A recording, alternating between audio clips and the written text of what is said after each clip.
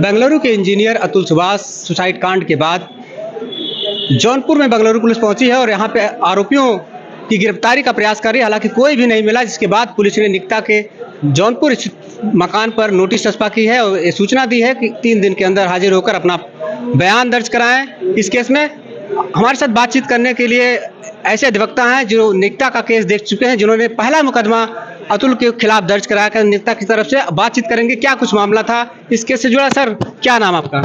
मेरा नाम रमेश सिंह सोलंकी है। मैं सन 1980 से यहाँ वकालत करता हूँ फौजदारी की।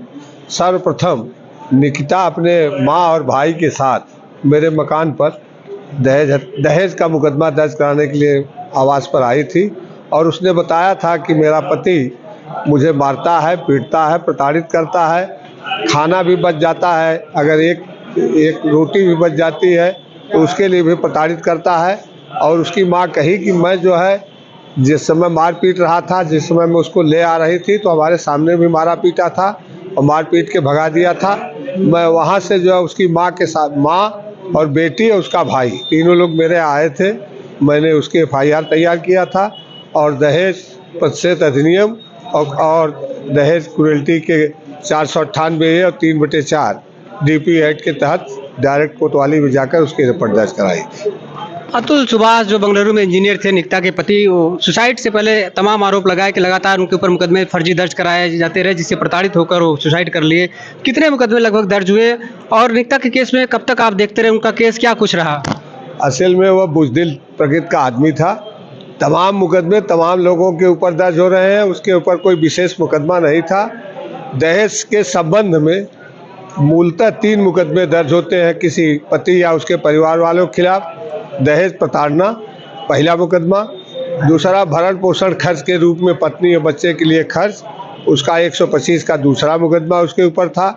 तीसरा मुकदमा जो सामान्य सभी लोगों के खिलाफ होता है वो जो है घरेलू हिंसा का मुकदमा। मात्र 3 मुकदमे ही उसके खिलाफ दर्ज थे। एक मुकदमा गलत जरूर दर्ज कराया जा रहा था, कराने का प्रयास किया गया था कि उसका लड़की की माँ का कहना था कि हमारे लड़की के शादी के बाद हमारे पति जो है बहुत डिप्रेशन में रहा करते थे और धीरे धीरे डिप्रेशन में रहते रहते उनकी हार्ट अटैक कर गया और मर गए। और इसलिए 302 और प्लस और कुछ धाराएं 377 अननेचुरल ऑफेंस करके जो है अप्राकृतिक संभोग का भी मुकदमा दर्ज कराने का प्रयास निकता ने किया था, लेकिन न्यायालय द्वारा न तो 302 दर्ज हुआ न 377 दर्ज हुआ। कब तक आप उनका केस देखते रहे? आपने उनका केस कब छोड़ा? मेरे द्वारा 498 और 125 का मुकदमा दर्ज कराया गया। बाद में निकता के द्वारा जब 302 और 377 के तहत केस फर्जी दर्ज कराने का प्रयास किया गया तो मैंने उनकी वकालत छोड़ दिया। तो किस लिए छोड़ा है? वो मुकदमा फर्जी दर्ज कराना चाह रहे थे, इसीलिए आपने छोड़ा? हमको लग रहा था कि फर्जी है, अब था कि नहीं था नहीं, लेकिन मेरी मानवता या कॉन्शियस ने कहा कि फर्जी मुकदमा दर्ज कराया जाए, इसलिए मैंने उसको छोड़ दिया। 2 मुकदमे तक 125 और 498 दोनों दर्ज कराने तक मैं था। अतुल सुभाष ने सुसाइड से पहले तमाम गंभीर आरोप लगाए जुडिशियल प्रणाली पे और यहाँ के जिला जज न्यायिक प्रक्रिया पर। क्या कुछ कहना चाहेंगे इस बारे में? सुभाष मोदी का आरोप बिल्कुल मिथ्या और गलत है। सामान्य प्रक्रियाओं में 498 के मुकदमे में जो होता है वही हुआ था।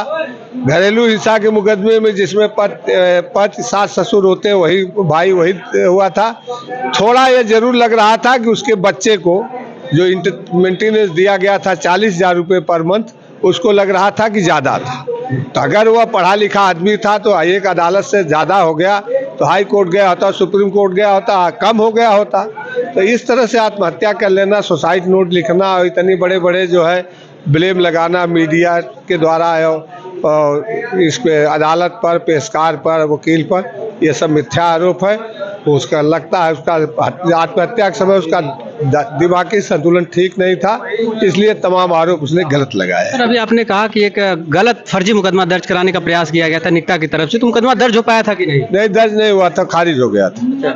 आपके समय में दर्ज नहीं हो पाया था? उसके हमारे समय में अभी नहीं दर्ज हुआ था, खारिज हो गया था। उसका ट्रायल फेस नहीं कर रहा था। जो फर्जी मुकदमे की बात कही जा रही है 302 और 377, उसको न तो उसके खिलाफ दर्ज हो पाया था न उसने फेस किया था। प्रयास किया गया था जरूर, लेकिन दर्ज नहीं हुआ। आपने मात्र इसी वजह से वकालत छोड़ दी थी उनका केस देखने से, कि फर्जी दर्ज कराने का हमको प्रयास लगा सही था कि या गलत था, हमको लगा कि ये मुकदमा गलत हो रहा है, इसलिए मैंने नहीं दर्ज कराया।